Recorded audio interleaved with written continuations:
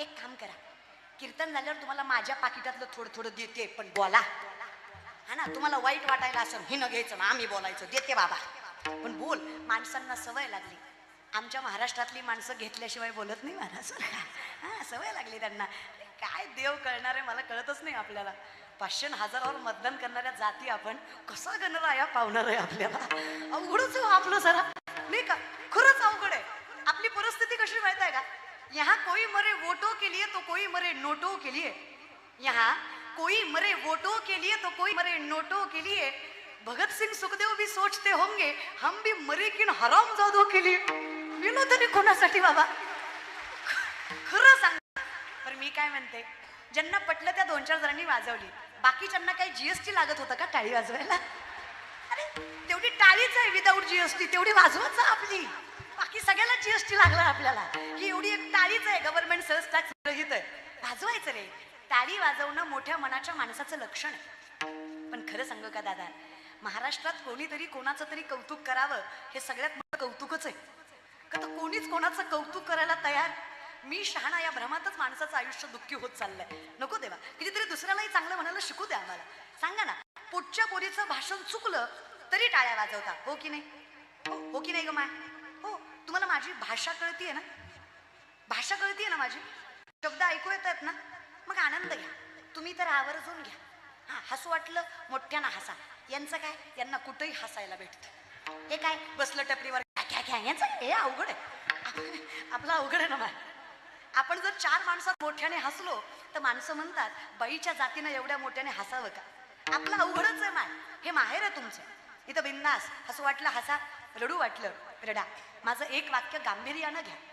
देवाशिवाय कोणासाठी रडायचं नाही आणि देवाच्या दाराशिवाय कुठेच रडायचं नाही, कारण त्याच्याशिवाय आपला कुणी नाही आणि त्याच्याशिवाय कुणी ऐकून घेणार नाही. खरंच हे समाजासाठी नकोच दादा. आणि लोकाला तर आपली पडती बाजू कधीच दाखवायची नाही. आपल्या घरात किती प्रॉब्लेम असू द्या, समाजासमोर ताठ मानेनच उभं राहायचं. लोक गैरफायदा घेतात रे आपल्या कमकुवतपणाचा. हर किसी के सामने अपने आंसू गिराया मत करो. हर किसी के सामने अपने आंसू गिराया मत करो. अपने दिल का हाल हर किसी को बताया मत करो. मुट्ठी में नमक लेकर चलते हैं ये लोग. हर किसी को अपना जखम दिखाया मत करो. कशाला जगाला सांगायचं? तुम्ही म्हणाल सांगायचं कोणाला? माय जगन्नाथ, बाप जगन्नाथ, त्याला सांगूया ना. जाऊ देवाची या गावा, देव देईल विसावा. देवा सांगू सुख दुःख, देव निवारील भूक. तो ऐकेल ना. तर त्याच्यासारखा प्रेमळ कोण आहे मला सांगा? भगवंतासारखा प्रेमळ कोणी आहे का? अहो पितामहा भीष्माने वचन घेतलं, काही झालं कृष्णा मी अर्जुन सोडणार नाही. मी अर्जुन मारणार म्हणजे मारणारच. अर्जुनाला मारायचा पण भीष्माने केला याची चिंता कृष्णाला वाटायला लागली. कृष्ण अर्जुनाच्या कक्षामध्ये गेले, रूम मध्ये गेले आणि अर्जुनाला जाग करायचा प्रयत्न केला. अर्जुन मात्र घराघर झोपलेला, चेहऱ्यावर आनंद असा जसं काय युद्ध जिंकून आलाय. देवालाही कॉम्प्लेक्स वाटायला लागला, जलसी वाटायला लागली. अरे बाबा, जेवढा आनंदी तू आहेस अर्जुना तेवढा तर मीही नाही, हो की नाही? अरे एवढा सुखी कस काय रे बाबा? ज्या लोकांना आपलं मानलंस ती लोक जीव घ्यायला बसली आहेत तुझा. अरे ज्या लोकांना नातो गोतो म्हणलास ती नाती गोत्यातलीच माणसं जीवावर उठलेत तुझ्या. हा, सैन्य त्यांच्याकडे, बल त्यांच्याकडे, सामर्थ्य त्यांच्याकडे. तुझ्याकडे इनमिन फक्त मीच. तुला कशाचीच काळजी वाटत नाही. त्या भीष्मांनी तुला मारायचा पण केलाय, तुला झोप तरी कशी लागली अर्जुना? अर्जुनाने इतकं गोड उत्तर दिलं पाळ्यासकर. अर्जुन म्हणला देवा, ज्याच्या काळजीत जगाचा बाप जागा आहे त्याला कशी झोप लागणार नाही? माझ्यासाठी तू जागा आहेस ना. मी काय चिंता करावी? माय जगन्नाथ, बाप जगन्नाथ. मग अवघेची त्रैलोक्य आनंदाची. जोपर्यंत तू माझ्या पाठीशी आहे मला माहित आहे निर्वाणी गोविंद असे मागे पुढे काहीच साकडे पडू दे. तू काहीच कमी पडू देणार नाहीस मला. मग मी कसा खुश राहू नको? मग आता काही माणसं विचारतात, ताई फार परमार्थ केला पण सुख नाही लागलं, कारण तुमचा परमार्थ चुकला. तुम्ही परमार्थ स्वार्थ ठेवून केला. आपला परमार्थ फार खतरनाक असतो. 10 दिवस गणपती बुडवताना बाबराव, पुन्हा बोंबलायचं देवाने वाटोळ केलं देवाने, आणि तू नाचला त्याचं काय? नवल वाटतं मला माणसांचं. आखाडात पाहुणा सोडत नाही आणि श्रावणात खात नाही. तुम्हाला असं वाटतं का श्रावणात 1 महिना पाळलं की आखाडात जेवढी बोकडं तुम्ही हाणली त्याचं पाप जाते? लक्षात राहतं ना देवाच्या गेल्या महिन्याचं. गेल्या महिन्याचं कुठं फेडाल? तेही कुठेतरी फेडावं लागतं की नाही? बरं, ज्या गोष्टीची लाज वाटायला पाहिजे त्या गोष्टीचा स्वाभिमान करतात ही माणसं. पार्टीला गेल्यावर स्टेटस ठेवतो, तो ही मांसाहाराचा स्टेटस ठेवतात. आज आम्ही पोरं पोरं पार्टीला गेलो, ही स्टेटस ठेवा. बरं, इतका आता ऊत आलाय त्याला, आमच्या भागात तर लयच ऊत आलाय. नात करती काय, यावंच लागतंय. हा, कुठून खोटं बोलायचं नाही. आता यांना कोणी सांगावं? सगळीकडं खोटं झालंय, फक्त वारकरी संप्रदाय सोडला तर सत्य कुठंच राहिलं नाही. बाकी सगळं खोटंच झालंय की रे बाबा, कसं खोटं बोलायचं नाही.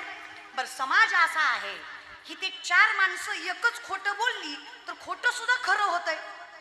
खरं आहे का खोटं आहे हे मी नाही म्हणत, चाणक्य सांगतात. चाणक्य नीतीमध्ये ही अशी बुद्धिमत्तेची लोक आहेत की तर चार माणसं एकच खोटं बोलली की खोटं सुद्धा खरं होतं. खरं की खोटं? चुकून पाचवा खरं बोलला तर चार मिळून त्याला खोटं ठरवते. ती क्वांटिटीला किंमत आहे, क्वालिटीला नाही. बरं, मला इमानदारीने सांगा, आपल्या पाळस मधला गणराया काय आणि लालबागचा राजा काय, हे दोघं वेगळं आशीर्वाद देतात का? तरी सुद्धा सेलिब्रिटी पॅटर्न तिकडं असल्यामुळे गर्दीचं प्रमाण सुद्धा तिकडं जास्त आहे. म्हणजे आमच्याकडे देव सुद्धा प्रसिद्धीवर आहे, हो की नाही? तिकडे हिरो हिरोईन जातात म्हणून आम्ही बी गेलोच पाहिजे महाराज. तिकडे ते आम्ही का नाही जायचं? नाही देवा, असं नसलं पाहिजे. मला ज्ञात असावं सत्य तू सत्य तू सत्य तू विठ्ठला. बाकी सगळा जगत भास आहे, इमॅजिनेशन आहे, कल्पना आहे. आणि कल्पना इतकी विचित्र आहे ना देवा. संकल्पे सृष्टी घडी, सवेची विकल्पोनी मोडी, मनोरथांच्या उतरंडी उतरी रची. एका मिनिटात कल्पना राजा करते आणि एका मिनिटात रंक करते. हे नको बाबा, कल्पनेची बाधा नवो कवणे काळी, ही संत मंडळी सुखी असो. मी आनंदी नाहीये, त्याचं कारण आहे माऊली म्हणतात आमची अवस्था अशी आहे, हे किरडू जरी कापडाचे परी लहरिया येता होती असाचे. किरडू म्हणजे साप. आजही जुनी माणसं सापाला किरडू म्हणतात. आता अंधारात जर सापासारखं काही हल्ल्यासारखं दिसलं, तो साप नसला तरी माणसाला भीती, अवस्था तशीच आहे. खरं काहीच नाहीये, पण आम्ही घाबरतोय का तर आमचं कर्म चुकतंय. आमचं कर्म चुकल्यामुळे आम्हाला भगवंताची भीती वाटतीये. ज्या दिवशी आम्ही प्रामाणिक जगायला शिकू त्या दिवशी भगवंत आमच्या घराची चाकरी करेल हा विश्वास आम्हाला असेल. प्रामाणिक जगलं पाहिजे. काय प्रामाणिक राहिलंय मला सांगा? काही नाही. आपल्याकडे फक्त माझी गाडी, माझी म्हाडी, माझी दाढी, माझी बॉडी, माझ्याच बायकोची गोल गोल साडी, बस. गाव पेटलं तरी चालतंय तिकडे. आपल्याला काय प्रामाणिकपणा राहिलाय आपल्याकडे? काही नाही बघा दादा. देव देश धर्म आपण फक्त आपल्या स्वार्थासाठी वापरतोय. देवाचाही वापर आहे, देशाचाही वापर आहे आणि धर्माचाही वापरच आहे. नाही तर मला सांगा, जातीवर कुठं देव असतात का? आमच्याकडे देव सुद्धा जातीवर आहे. धनगराचा खंडोबा, उरल्या सरल्याचा इठोबा, तो बिचारा सगळ्याचाच आहे महाराज. तो काही म्हणत नाही उच्च नीच काही नेने भगवंत तिष्ठे भावभक्ती देखून या. अवघड झालं हो. तुम्हाला हे कुणी सांगा, गणराया तोच, विठ्ठलही तोच, रामही तोच, कृष्णही. आता नीट ऐका, तुम्ही बसलाय, मी उभी आहे, भेद आहे का व्यवस्था आहे? व्यवस्था आहे, मॅनेजमेंट आहे. तुम्हाला मी दिसावी, मला तुम्ही दिसावं म्हणून केलेली ही व्यवस्था आहे. यात काही कमी मोठेपणा आहे का? अगदीच तसं भगवंताचे 24च्या 24 अवतार ही भगवंतानं केलेली व्यवस्था आहे. त्याच्यात कुठल्याच प्रकारचा भेद नाही. हा श्रेष्ठ आणि हा कनिष्ठ असं देवात कधीच असू शकत नाही. पण आमची बुद्धिमत्ता अशीच आहे. आमचं पाप आहे ना की आम्हाला देव कळत नाही. हा, काही माणसं म्हणतात निघालतो कीर्तनाला, गेलो नाही. काही म्हणतात गेलतो, गर्दी होती, बसलो नाही. काही म्हणतात बसलो होतो, मधनच आलो, पटलं नाही. काही म्हणतात शेवटपर्यंत बसलो, कळलंच नाही. चुकच नाही तुमच्या. तुमचे पाठ कीर्तनाकडे वळत नाही, तुम्हाला कीर्तन कळत नाही. कीर्तनासारख्या धर्म मंडपात तुमचं मन सुखावत किंवा स्थिरावत नाही. खरंच मायबाप तुमचा दोष नाही. माऊली सांगतात पूर्वजन्मीचं पाप तुम्हाला इथं बसू देत नाही, त्याला पुण्य फार मोठं लागतं. हे तुका म्हणे नाड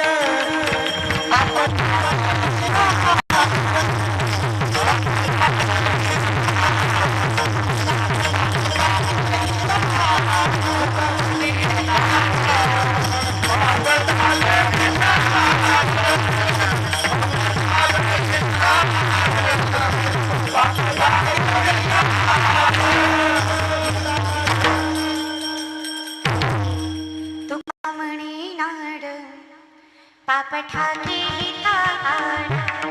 माणसं सहज विचारतात ताई, पाप पाप पाप म्हणजे काय असतं? अहो मायबाप अहो, स्वतःचं चांगलं कळत नाही याच्यापेक्षा मोठं पाप काय असतं? अजून काय पाप पाहिजे?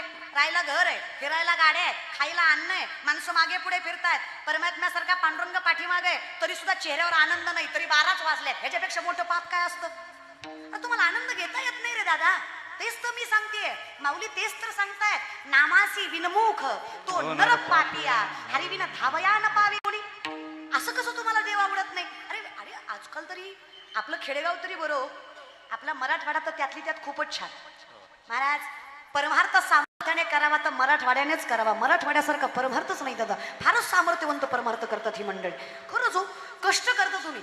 बरं 99% म्हणलं तरी चालेल, पण 90% म्हणूया. 90% आपल्याकडे शेतकरी आहे, बाकी काही आपण फार मोठे व्यापारी, आपली काय गुंट्यावारी जमिनी इकल्या असंही आपलं काही हळदीवर कापसावर सोयाबीनवर चाललंय आपलं सगळं महाराज बरं का. इथं काय आपल्याकडे, पण तरी सुद्धा मोठं फार मन बघा आपलं.